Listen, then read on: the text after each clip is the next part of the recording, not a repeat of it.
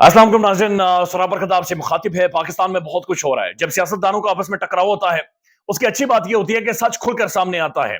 यानी समाम जिसके अंदर सारे नंगे थे, उसका दरवाजा इमरान खान ने तोड़ दिया और अब सब नंगे नजर आ रहे हैं। यानी एक नंगा इधर भाग रहा है, एक नंगा उधर भाग रहा है, कोई नंगा उधर भाग रहा है, और सबकी बल्कि रेस लगी हुई है कि कौन किसी कितना ज्यादा नंगा करता है। जिस किसी ने तौलिया भी बांधा हुआ तो वो भी दूसरा खींच रहा है ताकि ये फुली नंगा होकर यहां पर नजर आए।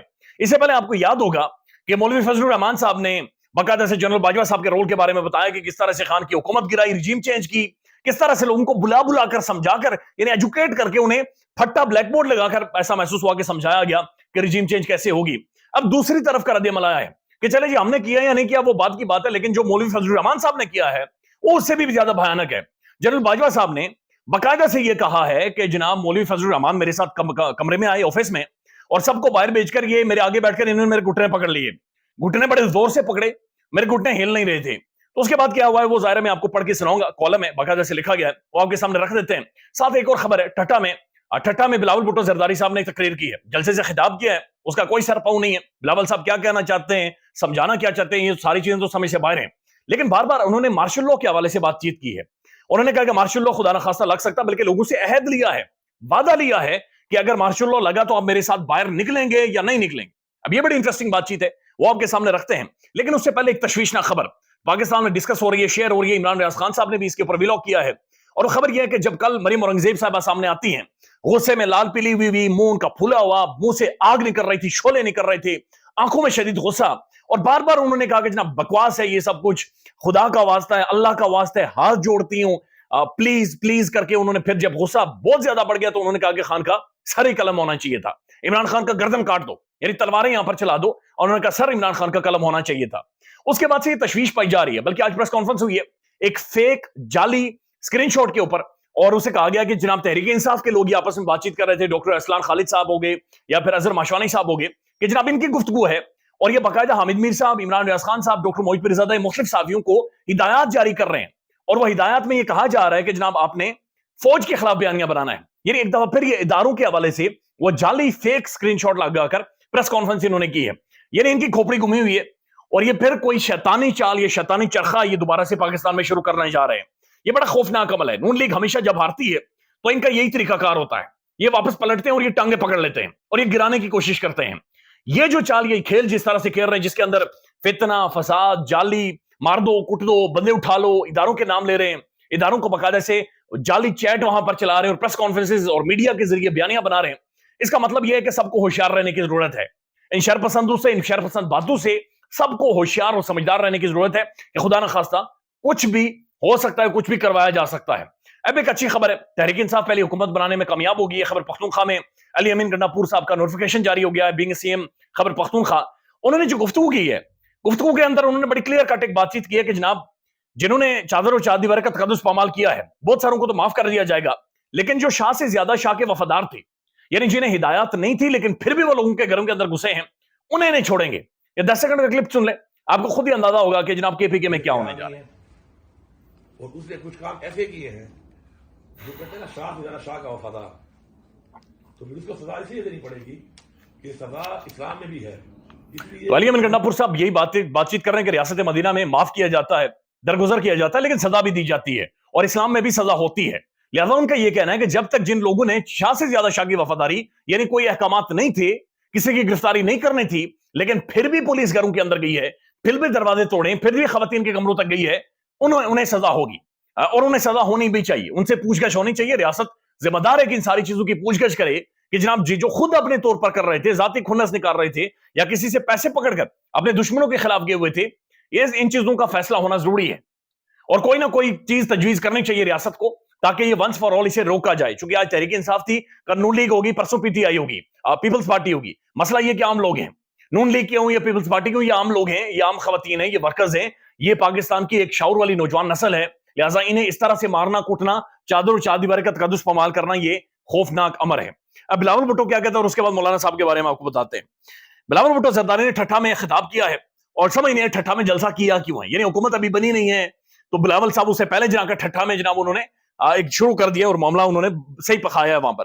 वो कहते हैं कि कुछ शक्लें ऐसी हैं जो धांधली के बगैर जीत नहीं सकती, یعنی یہ شاید مولانا صاحب کے بارے میں انہوں نے بات کی ہے کہ کچھ شکلیں ایسی ہیں جو دھاندلی کے بغیر جیت نہیں سکتی، کچھ شکلیں ایسی ہیں جو دھاندلی کر کے بھی جیت نہیں سکتی. اب یہ پتہ نہیں کس کو انہوں نے مخاطب کیا ہے. اور انہوں نے کہا کچھ شکلیں ایسی ہیں جب دھاندلی ہوتی ہے پھر بھی وہ جیت جاتے ہیں، لیکن یہ ہم ہیں، یہ آپ نہیں ہیں، یہ آپ نہیں ہیں، یہ وہی ہیں جن کے بارے میں سب کو پتا ہے. یہ وہی ہیں کہ دھاندلی کے باوجود کون جیتتا ہے اور یہ پاکستانی عوام جانتی ہے. بلاول صاحب یہ کہتے ہیں کہ فارم 45 کے مطابق میرے بہت سارے کینڈیڈیٹس ہیں جو جیتے ہوئے ہیں اور مسلم لیگ نون اور ایم کیو ایم فارم 45 کے مطابق ہارے ہوئے ہیں. اس کا کیا مطلب ہے؟ میں اپنے گھر کو جلا دوں؟ اس کا کیا مطلب ہے؟ میں پروٹیسٹ کروں؟ ظاہر ہے پروٹیسٹ ہی ہوتا ہے دنیا کے معاشروں میں، ڈیموکریسیز میں، جمہوریتوں میں پرامن احتجاج ہی ہوتے ہیں. بلاول صاحب کہہ رہے ہیں نہیں، احتجاج نہیں ہونا چاہیے، اس سے ملک میں آگ لگتی ہے. وہ کہتے ہیں کہ میرے پاس وہ حق نہیں ہے، میرے پاس وہ مینڈیٹ نہیں ہے، میرے پاس وہ حق نہیں ہے کہ میں خود کو وزیر اعظم کے لیے نامزد کر سکوں، یعنی ہمارے پاس وہ مینڈیٹ نہیں ہے. انہوں نے کہا کہ جناب مجھے یہ کہا گیا ہے، مشورہ دیا گیا کہ اس طرح کرتے ہیں کہ پہلے 3 سال ہمیں دے دیں، اب ہمیں دے دیں یعنی نون لیگ کو دے دیں، اور اگلے 2 سال آپ کو دے دیتے ہیں. یعنی کہ یہ ماسی کا بیڑا ہے نا، پہلے 3 سال کسی اور کو بنا دیں وہ مزے لیتا رہے، اور پھر اگلے 2 سال کسی اور کو بنا دیں وہ مزے لیتا رہے، اور پھر جب دونوں مدے مقابل آئیں گے تو کہے گا اس نے زیادہ مزے لیے میں نے کچھ نہیں کیا، یہ کہے گا اس نے زیادہ مزے لیے میں نے کچھ نہیں کیا. تو یہ ماسی کا بیڑا انہوں نے ایسا لگ رہا ہے فلمیں دیکھی ہیں، یہ فلمیں دیکھ کر فلموں سے متاثر ہو کر پولیٹکس کر رہے ہیں. انہیں حقیقی معنوں میں پولیٹکس کی سمجھ نہیں ہے. یہ لوگوں کو یہ سمجھتے ہیں کہ شاید ان کے ماتھوں پر کچھ اور لکھا ہوا ہے، یا پاکستانی عوام یہ گھاس کھاتی ہے، کیڑے مکوڑے کھاتے ہیں، یہ شاید مٹی چاٹتے ہیں، انہیں سمجھ نہیں ہے. یعنی 3 سال ایک لے لے 2 سال ایک لے، کیسے ہو سکتا ہے؟ دونوں کے مینیفیسٹوز ڈیفرنٹ ہیں، دونوں کی پریورٹیز ڈیفرنٹ ہیں، دونوں کی پولیٹکس ڈیفرنٹ ہے، آئیڈیالوجیز ڈیفرنٹ ہیں، سوچ ڈیفرنٹ ہے، کام کرنے کا طریقہ کار ڈیفرنٹ ہے، جو ہیومن کیپیسٹی ہے وہ ڈیفرنٹ ہے. لہذا 3 سال آپ لے لیں 2 سال آپ لے لیں، یعنی جیسے کہ یہ پتہ نہیں ریوڑیاں بانٹی جا رہی ہیں، اور 3 سال آپ لے لیں 2 سال آپ لے لیں. وہ کہتے ہیں کہ آپ کو یاد ہوگا کہ 1997 میں بھی داندلی ہوئی تھی. اب یہ 1997 نہیں 1970 کی انہوں نے بات چیت کی ہے، یعنی جب پاکستان میں وہ بنا تھا، ایک الائنس بنا تھا، اور اس کے بعد انہوں نے کہا کہ اس وقت داندلی ہوئی تھی اور آپ کو 9 ستارے یاد ہوں گے. آج بھی داندلی کا ذکر ہو رہا ہے. اگر آج بھی ایسا محسوس ہو رہا ہے کہ ایک جماعت ملک میں مارشل لا لگوانا چاہتی ہے، اگر جمہوریت کو کوئی خطرہ ہوا تو آپ لوگ میرے ساتھ وعدہ کرتے ہیں کہ آپ نکلیں گے. یعنی بلاول صاحب نے بھی گھنٹی بجائی ہے کہ مارشل لا لگ سکتا ہے. اس سے پہلے پیر پگاڑوں نے تقریر کرتے ہوئے باقاعدہ سے یہ کہا تھا کہ 1977 جیسے حالات بنائے جا رہے ہیں، بن رہے ہیں، اور بلاول صاحب بھی ابھی یہی بات چیت کر رہے ہیں کہ خدا نخواستہ ایسے حالات بن سکتے ہیں. اس کے بعد وہ کہتے ہیں کہ آئین بچانے کے لیے آپ ہمارے ساتھ باہر نکلیں گے، آئین بچانے کے لیے آئے ہمارے ساتھ بات چیت کریں اور ایک پراپر فورم پر ہم سارے مل کر چلیں. اس نے کہا، اس کے بعد وہ کہتے ہیں کہ مجھے سمجھ نہیں آتی کہ مولانا کیسے اتنی ڈیٹائی کے ساتھ جھوٹ بولتا ہے. ساتھ ساتھ وہ کہتے ہیں کہ جناب یہ جو پیر پگاڑوں ہیں ان پر بھی تنقید کی ہے کہ جناب وہ بھی جھوٹ بولتے ہیں، صرف میں سچ بولتا ہوں. انہوں نے کہا کہ جناب مجھے ہم صدر زرداری صاحب کو ہم نے صدر بنانا ہے، باقی وزارتیں شرطیں ہم نہیں لیں گے. یہ بلاول صاحب نے بڑا کلیئر کہہ دیا، لیکن اس کا مطلب یہ ہے کہ آئینی عہدے پیپلز پارٹی جس کے بارے میں بات چیت کی جا رہی ہے کہ جناب آئینی عہدے پر بیٹھ کر یہ کھچڑی کھائیں گے، اس کے لیے وہ مکمل طور پر تیاری کر چکے ہیں. اب یہ بڑا اہم ترین کالم ہے، یہ جاوید چودھری صاحب نے لکھا ہے، اور جاوید چودھری صاحب لکھتے نہیں ہیں.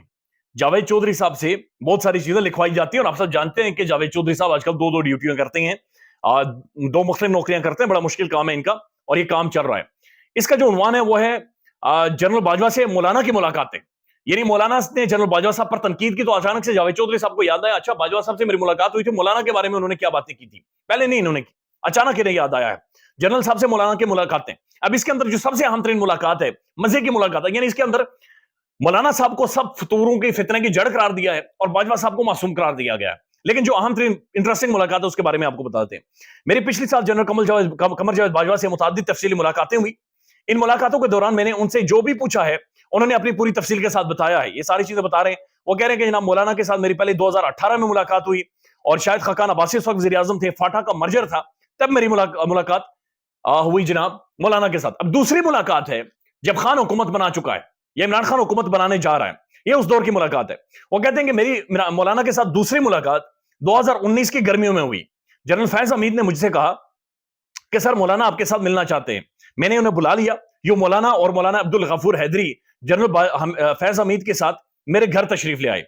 یہ ملاقات اچھی نہیں رہی، اس میں میری اور مولانا کی ٹھیک ٹھاک تلخ کلامی ہو گئی. مولانا چاہتے تھے کہ ہم اپوزیشن کو قومی اسمبلی سے استعفے دینے کے لیے مجبور کر دیں. یعنی وہ ٹائم ہے جب مولانا نے کہا تھا نون لیگ کو اور پیپلز پارٹی کو کہ جناب آپ قومی اسمبلی کے اندر جائیں نا، استعفے دیں گے، ناجائز اسمبلی ہے، اس ناجائز اسمبلی کے اندر نہ جائیں. آج اس سے بڑی ڈبل ناجائز ہے، لیکن آج مولانا صاحب اس اسمبلی کے اندر جا رہے ہیں. تو وہ کہتے ہیں کہ جناب مولانا کے ساتھ ٹھیک ٹھاک تلخ کلامی ہوئی. مولانا چاہتے تھے ہم اپوزیشن کو قومی اسمبلی سے استعفے کے لیے مجبور کریں.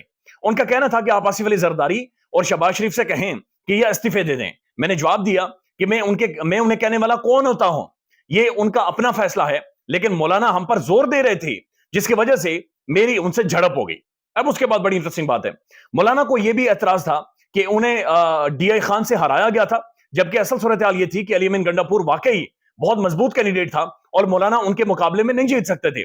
بہرحال جنرل فیض حمید نے درمیان میں آ کر ماحول ٹھنڈا کیا. میٹنگ کے آخر میں وہ کہتے ہیں کہ جنرل فیض حمید اور مولانا غفور حیدری کو باہر بھجوا دیا گیا. مولانا نے جنرل فیض حمید اور عبد الغفور حیدری کو باہر بھجوا دیا, ہم کمرے میں اکیلے رہ گئے, یعنی مولانا صاحب اور باجوہ صاحب اکیلے رہ گئے, دونوں تنہا رہ گئے ہیں. تو مولانا صاحب نے میرے گھٹنے پکڑ لیے, میں گھٹنے چھڑاتا رہا لیکن مولانا نے مجھے ہلنے نہیں دیا. اب خود ہی امیجن کریں کہ باجوہ صاحب گھٹنے چھڑا رہے ہیں, مولانا صاحب گھٹنے نہیں چھوڑ رہے, تو کیا زبردست سین ہوا ہوگا, یعنی کیسا ماحول ہوا ہوگا, باجوہ صاحب کیسے گھٹنے چھڑا رہے ہوں گے اور وہ چھوڑ نہیں رہے ہوں گے, تو کیا موومنٹ ہوئی ہوگی وہاں پہ. تو وہ کہتے ہیں میں گھٹنے چھڑاتا رہا لیکن مولانا نے میرے گھٹنے مجھے ہلنے نہیں دیا. جنرل باجوہ خاموش ہو گئے. وہ کہتے ہیں خاموش ہو گئے, اس کے بعد نہیں بتایا. میں نے ان سے پوچھا کہ اس کے بعد کیا ہوا, یعنی مولانا آپ کے گھٹنوں میں ہیں, گھٹنے پکڑے ہوئے ہیں, آپ ہل نہیں پا رہے, اس کے بعد کیا ہوا, مولانا آپ سے کیا منوانا چاہتے تھے. جنرل باجوہ کا جواب تھا کہ آپ اسے چھوڑیں, یہ میری اور مولانا کی ذاتی گفتگو تھی. میں نے اصرار کیا تو جنرل باجوہ نے مجھ سے وہ وعدہ کیا کہ وعدہ کریں آپ کسی کو نہیں بتائیں گے. تو یہ بڑی ایک انٹرسٹنگ, باقی چیزیں بھی انہوں نے ڈسکس کی ہیں, لیکن یہ بڑی انٹرسٹنگ ملاقات کا انہوں نے ذکر کیا کہ جنرل باجوہ نے باجوہ صاحب کے مولانا صاحب نے گھٹنے پکڑے اور اس کے بعد وہ خاموش ہو جاتے ہیں اور آج تک کسی کو نہیں بتاتے کہ اس کے بعد کیا ہوا. خیال رکھیے گا اپنا. اللہ حافظ.